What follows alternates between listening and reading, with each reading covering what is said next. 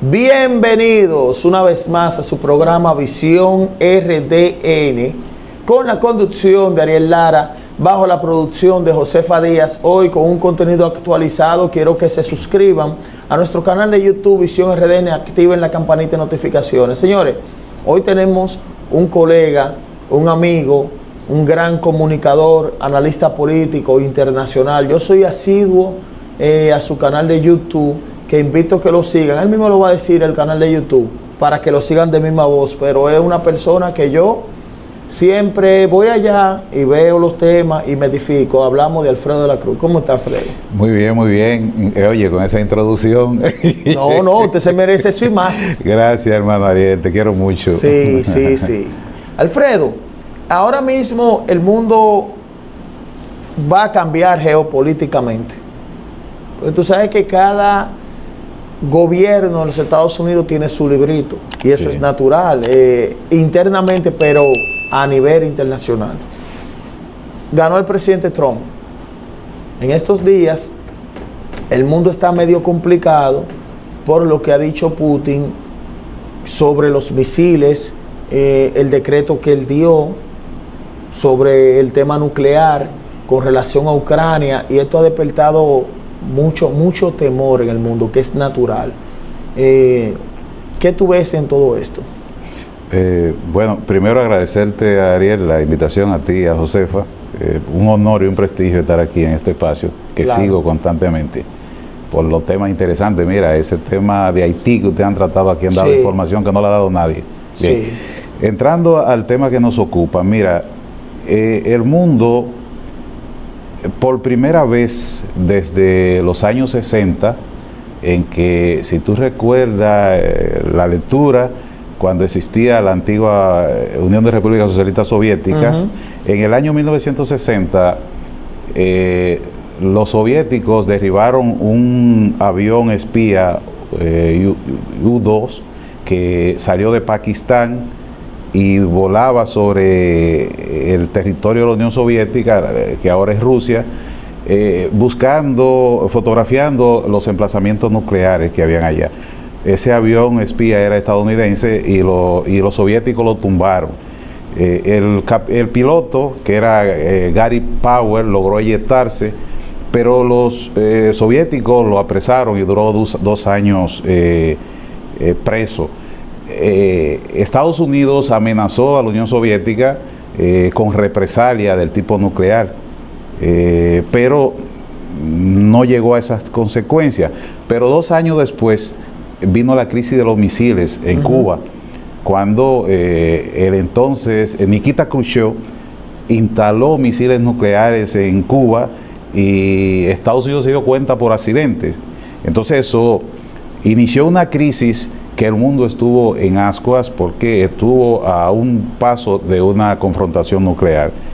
Entonces eso 2 o 3 semanas después se saldó con que Nikita retiró los misiles de Cuba, y como un gesto de buena voluntad, Estados Unidos retiró los misiles Júpiter que tenía en el norte de Turquía, en la costa del Mar Negro, apuntando a Moscú, que estaban a menos de 11 minutos de Moscú, los misiles Júpiter con ojivas nucleares.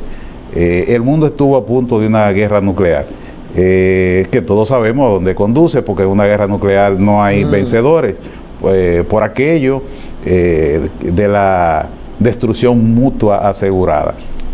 Entonces, ahora, nunca habíamos visto a un presidente amenazar tanto con armas nucleares como desde el año 2022, febrero de 2022, cuando empezó la operación militar especial en Ucrania del presidente de Rusia, Vladimir Putin. Tanto él como el número 2 del Consejo de Seguridad Nacional de Rusia,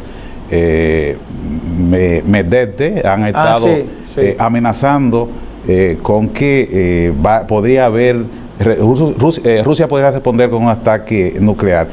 Ha puesto varias líneas rojas, y se han ido violando, como la de el tanque Leopard, los aviones F-16, y ahora los misiles de largo alcance, que si bien Ucrania lo tenía de hace más de 9 meses, pero no tenía autorización para usarlo más allá de la frontera. ¿Qué pasa? Esto es muy significativo porque, dado que Donald Trump ganó con un discurso no belicista y con la declaración, la promesa de campaña que iba a finalizar esa guerra, pues esto ha forzado, ha apresurado a los demócratas, a la administración Biden, a darle luz verde a Kiev para que utilice estos misiles, que son misiles de corto alcance, son misiles que tienen entre 330 y 500 kilómetros y se usan generalmente para destruir depósitos de los ejércitos rivales y centros de control y mando. Ahora, ¿qué es lo que pasa? Sabemos que desde hace un año para acá Rusia ha venido teniendo una posición dominante en el conflicto porque, dado que los demócratas en el Congreso se han opuesto desde hace un año para acá a las ayudas militares y ese tipo de cosas, porque dicen que hay que cerrar esa válvula de escape, pues esto, porque Ucrania por sí no puede enfrentarse a Rusia, entonces esto ha hecho que los esfuerzos de Ucrania se hayan reducido y entonces Rusia ha copado cerca del 18 o 20% del territorio. Y entonces, ¿qué es lo que se persigue con todo esto? Fíjate que automáticamente mandan estos misiles a territorios rusos consigo a la frontera, como Kursk. Rusia cambia su doctrina nuclear, porque la doctrina nuclear hablaba de que si lo atacaba una potencia nuclear, respondían así. Pero ahora el cambio es que si te ataca un país con armas convencionales, pero apoyado por una potencia nuclear, ellos se reservan el derecho de atacar a esa potencia nuclear con armas nucleares. Entonces ya la cosa ahí es un poco, y para que se crea, porque la disuasión tiene varios componentes. Primero, tú mostrar que tienes poder, mucho poder. Segundo, mostrarlo, que lo vean. Y tercero, que se crea que tú tienes la determinación de utilizarlo. Pues así es la disuasión. Si tú no haces eso, entonces no es disuasión. Por ejemplo, lo vimos con Obama, cuando Obama estableció alguna línea roja con Siria, donde que si usaba armas químicas iban a invadir el país, el presidente se iba a tener la consecuencia. Sin embargo, estuvo demostrado que Bashar al-Assad utilizó armas químicas y Obama desistió de atacar. Entonces, de ahí en adelante ya no tuvo credibilidad, ya nadie le tenía miedo a la administración demócrata, y muchos de los casos de hoy se deben a esa laxitud con que actuó la administración demócrata. Sí. Entonces, precisamente por eso es que entonces Rusia manda un misil que decían que era un misil balístico intercontinental, pero no lo era un misil de alcance intermedio. Tú sabes que hay tres divisiones: lo de corto alcance, que tiene de 330 a 1000 kilómetros, lo de mediano alcance, que tienen de 1000 kilómetros a 5500 kilómetros, y los balísticos intercontinentales, que son de largo alcance, tienen más de 5500 kilómetros, que por lo general son misiles portadores que pueden transportar una mayor carga y ojivas nucleares. Entonces, si bien esto no tenía una ojiva nuclear, pero sí fue preocupante para todos ellos, no sabían lo que venía cuando vieron el misil. Entonces fue un mensaje mandado. O sea, esos misiles, cuando estalló, y dice Putin, no fue un misil intercontinental, fue un misil de alcance intermedio. Y la próxima vez que mandamos lo vamos a avisar para que como hace Israel, para que la población se proteja. Y no importa que Occidente lo vea, porque ellos no tienen mecanismo de defensa contra estos misiles. Oye. Claro, recuérdate que son un misil hipersónico. Ese misil viajó a 10 veces a la velocidad del sonido. O sea, Occidente no tiene defensa para ese misil. Y tú lo viste cuando el otro día Irán mandó una andanada de misiles a Israel, que inutilizaron el sistema de defensa, que es muy bueno, de Israel, porque había misiles hipersónicos. El sistema de defensa, la onda de David, el Arrow 2 y el Arrow 3 y el Iron Dome, que son 3, quedaron inutilizados, no pudieron hacer nada. Entonces, Occidente no tiene protección. Putin lo dijo. Entonces, ¿qué es lo que hace todo esto? Bueno, como el presidente electo Trump dijo que va a poner fin a esa guerra, entonces Biden lo que se está asegurando de que Ucrania pueda retener el territorio que tiene para que Rusia no siga avanzando y cuando lleguen las negociaciones pueda haber algo de cambio. Por lo pronto, Putin dijo claro cuál es su propuesta de paz. Los territorios que ellos tienen son de la Federación Rusa.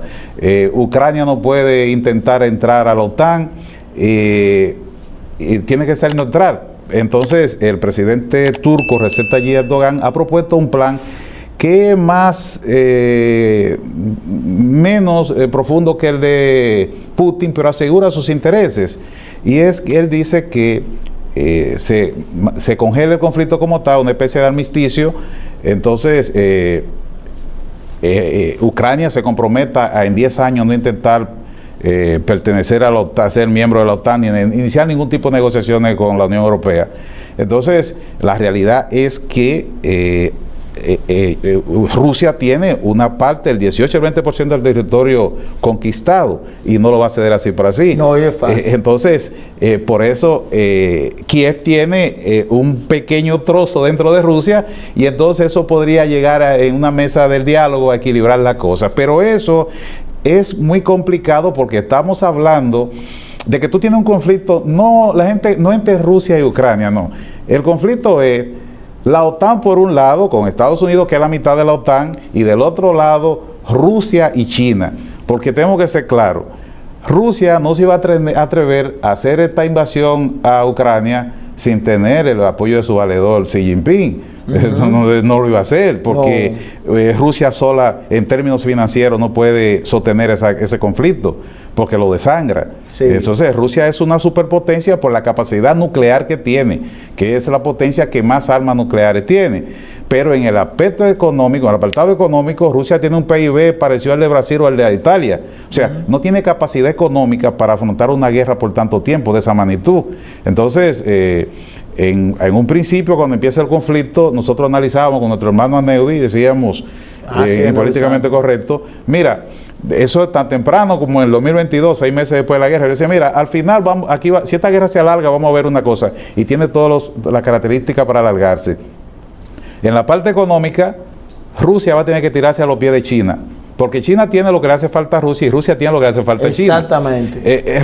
China tiene el dinero, pero Rusia tiene el poder militar, el conocimiento científico que le hace falta a China. Entonces, por eso fue que Henry Kissinger siempre dijo que había que mantener a Moscú lejos de Pekín y cerca de Washington, pero también a Pekín lejos de Moscú y cerca de Washington. Sí, porque los dos unidos es el problema. Es el dolor de cabeza de Estados Unidos. Sí. Entonces, desde Obama para acá, eso falló un poco y entonces la administración pasada de Trump falló porque con la guerra comercial acercó más a Rusia y a China, y entonces en la administración Biden por igual se terminaron acercando China y Rusia, y así son un poder muy problemático para Estados Unidos. Me nace una pregunta ahora ante esa brillante posición, Alfredo, muy importante. Nosotros hablamos de que cualquier país de Occidente que se mete en ese conflicto, que pertenezca a la OTAN, oye el peligro de esto, cualquier país que pertenezca a la OTAN, que se mete en este peligro porque Putin ha amenazado. Sí. Y ya ha dado a entender que lo hacen. ¿Tú recuerdas el problema que había iniciando el año con Suecia y Finlandia? Que él fue enfático. Un ejemplo, el artículo 5 de la OTAN establece claro que si tú atacas una nación de la OTAN, es como si lo atacara a todos. Todos. Entonces, si Putin, en un caso de esto, ataca a cualquiera de la OTAN, entonces se arma una guerra mundial. Según el artículo 5 de la OTAN. Una guerra.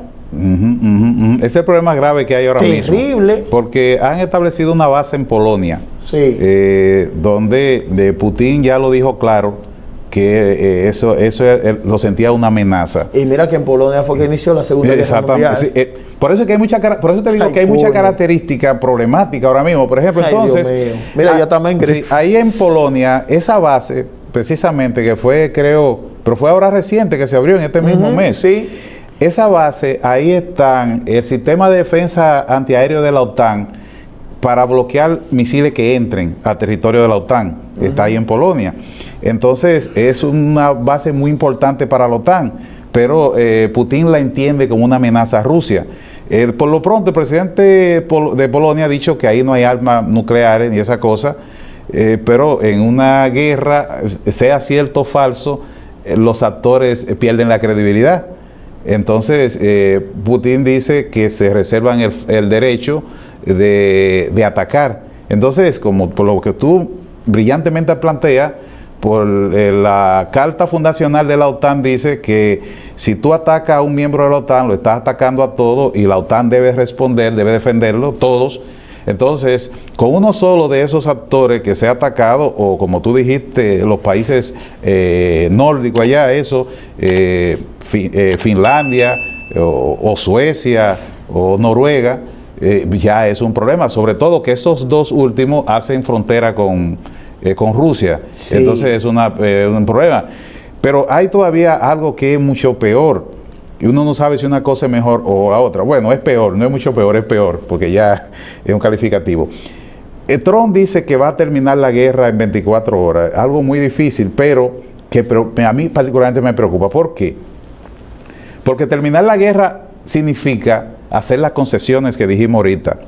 Si a Putin se le hacen esas concesiones, entonces está en peligro Moldavia, al sur de Ucrania, y está en peligro Lituania, allá en el norte de los Países Básicos, que hace frontera con Kaliningrado, que es un enclave ruso desde la Segunda Guerra Mundial en Europa, que era un territorio alemán. Sí. Entonces, si Europa le hace concesiones de reconocer todo el territorio del Donbass, reconocerle Crimea, que tomó en el 2014, porque uno de los planes iniciales, según se dice, de Putin era conquistar toda la costa del Mar Negro de Ucrania para hacer un corredor terrestre desde el este de Ucrania con el Donbass hasta Moldavia, porque en Moldavia está Transnistria, que es un estado de reconocimiento limitado de un grupo de rusos que hay ahí desde la época de la Unión Soviética. Ellos se independizaron de Moldavia y tienen la República de Transnistria.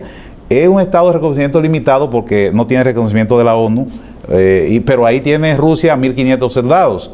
Entonces, la idea inicial era unir todo el sur para tener continuidad territorial desde Rusia hasta Moldavia. Y ya tú sabes, entrar a Moldavia.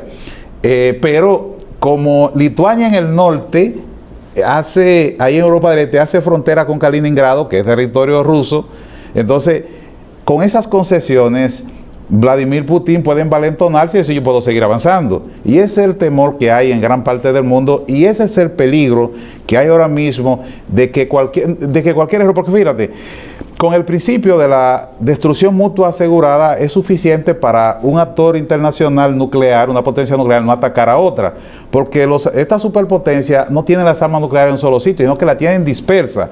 Y en un país como Rusia, que es el país más grande del planeta, con más de 16 millones de kilómetros cuadrados, tiene estos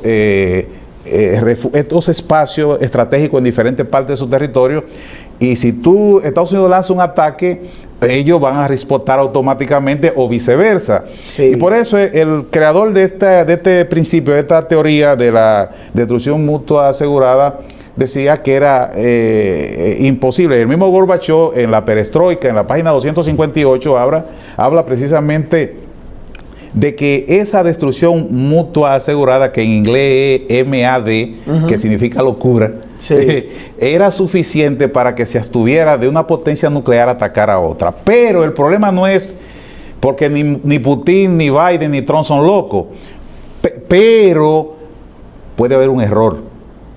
Puede haber un error humano, un error de una máquina. Es el problema. Y un misil nuclear, es más, un convencional que salga por error, puede activar un mecanismo de defensa y autodestruir el planeta. Porque entre Rusia y Estados Unidos tienen la capacidad ahora mismo de destruir el planeta Tierra. Entero.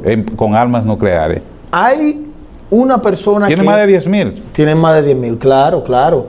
Hay una persona que entra al juego, que incluso, va a ser saliente ahora, Lloyd Austin, que es el secretario de Defensa de Estados Unidos. Él habló sobre el tema de Corea del Norte, que supuestamente integran tropas a Ucrania apoyando a Rusia. Es un tema. Sí, ese era un factor que no quedaba. Un factor. Entonces, Kim Jong-un es un hombre muy amenazante, que tiene arma nuclear. La hermana todavía es más fría, pero es más fuerte allá. Y ellos han tenido una hostilidad con los Estados Unidos. Pero Trump, el presidente Trump con él, no se lleva mal con Kim Jong-un. Pero con esta administración, porque hay un dato también, Alfredo. Un ejemplo, esto podría ser, bueno, los demócratas vamos a dejar el exterior a Trump a ver si lo resuelve. Porque no están haciendo lo posible internacionalmente de frenar todo esto. Y hay un Irán que está hablando que están actualizando su arsenal nuclear, porque ellos tienen uranio. Recuerda que ellos tienen uranio. Y para enganchar algo y dejarte que tú no expliques, que el público te quiere escuchar a ti, se dice, según informes que han salido en algunos medios norteamericanos, que se habla que fue unos iraníes que trataron de eliminar al presidente Trump. Te dejo todo eso ahí, que eso está caliente. Deja ver cómo lo amaron todo. Ármate eso. Mira, sí, una de las cosas que hizo a Putin entrar a firmar un acuerdo de defensa mutua con la República de Corea del Norte, República Popular Democrática de Corea del Norte, es precisamente cuando Ucrania emprende la contraofensiva que ataca Kursk y tiene esa zona controlada. Tú sabes que los dos países han confrontado problemas para los relevamientos de militares, para tener nuevos reclutas, porque ha habido mucha muerte de ambos lados. De todos modos, Rusia lo tiene más fácil por la demografía, que en la geopolítica y en la guerra la demografía es un arma. Sí. Entonces, pero para no descuidar los frentes, se ha documentado que Corea del Norte envió 10,000 efectivos y Putin tiene cercano a la frontera concentrado más de 40,000 efectivos, entre ellos los 10,000 soldados coreanos, que ya estuve recibiendo informes de que murieron 2 militares coreanos. Wow. Entonces esto crea un componente más internacional, porque desde hace un tiempo quien le está suministrando los drones a Rusia es Irán, porque Irán tiene un buen programa de drones. Acuérdate que hace unos años, en la administración Trump, Irán tumbó un Predator, que ese dron muy tecnológico. Bueno, pues ellos le explicaron ingeniería inversa. Y ellos han desarrollado un programa de drones que superaron todo eso. Y es muy bueno. Con eso viene después de la muerte de Qasem Soleimani, que fue con un dron de Estados Unidos. Fue antes de eso. Ellos tumbaron un dron, un Predator, que lo presentaron como trofeo. Enterecito, intacto prácticamente. Entonces ellos, su industria su industria de drones es muy buena. Entonces hay que hacer parando un poquito ahí en Irán. La gente nuestro público tiene que saber que Irán no es cualquier actor internacional. Por ejemplo, la primera administración Trump quería invadir Irán, pero su Estado Mayor le aconsejó que se estuviera tranquilo, porque Irán no era cualquier país. Los persas no eran cualquier país, era una potencia militar. No es que como Arabia Saudita. Arabia Saudita tiene cuarto y tiene muchísimas armas, pero no, estos son guerreros, miren, el gobierno persa, el que menos tiene 3 maestrías, son doctores todos. No, son todos. Sí, no nos podemos perder ahí. Entonces, ellos tienen un programa misilístico y un programa nuclear de hace mucho, de la época de Obama. Entonces, ¿qué pasa? Ellos se aseguraron de adelantar el programa nuclear, no construyendo la bomba atómica, pero sí dejándolo lo suficientemente avanzado para que cualquier cosa, ellos construir unas 6 o 7 bombas atómicas en cosa de un mes y medio. Entonces, ellos, ¿cómo funciona el programa, la bomba atómica? Tú desarrollas el primer engendro con un armatrote, luego tú miniaturizas ese armatrote para ser capaz de subirlo, de colocarlo en un misil. Y tú tienes que dominar la técnica misilística para tú salir a la atmósfera, entrar y hacer blanco en el objetivo. Ellos la dominan con su proyecto de misiles. Wow. Entonces, cuando ahora Israel quería contraatacar, y atacar las instalaciones nucleares y las instalaciones petrolíferas. Por eso es que Joe Biden le dice, espérate un momento, si me ataca la plataforma petrolífera, se me va a disparar el precio del petróleo en el mercado internacional. Y si me ataca las instalaciones nucleares, me lo va a acelerar y van a construir un par de bombas en 4 o 6 semanas. Entonces, a tu represalia, pero sin atacarme esos lugares. Entonces, ya tú sabes quién es Irán. Entonces, por eso lo mezclamos, lo juntamos con Rusia, porque el valedor de Rusia allí, de Irán allí es Rusia. Tienen sus acuerdos, la tecnología nuclear que usan allí es la rusa, y además de eso, los drones entonces que usa son iraníes. Pero en el caso de Corea del Norte, también tiene armas nucleares, Rusia ha facilitado tecnología, pero entonces Corea del Norte manda armas y manda efectivo. Entonces, como se ve, el conflicto ya se ha internacionalizado y está en una situación que cualquier error humano podría llevar a una amenaza a la humanidad. Sí. Y ese es el problema de este conflicto. Brillante, de verdad que sí. Aprendí muchas cosas sobre los misiles. Y quiero decirte que te comprometo a una segunda parte. Porque nosotros vamos a hacer ahora varias ediciones. Esto fue un calentamiento, Alfredo. Vale. Dile tu canal de YouTube para que te sigan. Sí. Sí, ese Alfredo en directo. Ahí analizamos temas nacionales, a veces también internacionales. Síganos, somos la misma familia. Alfredo en directo. Claro que sí, mi respeto, Alfredo. Vamos a una pausa y regresamos.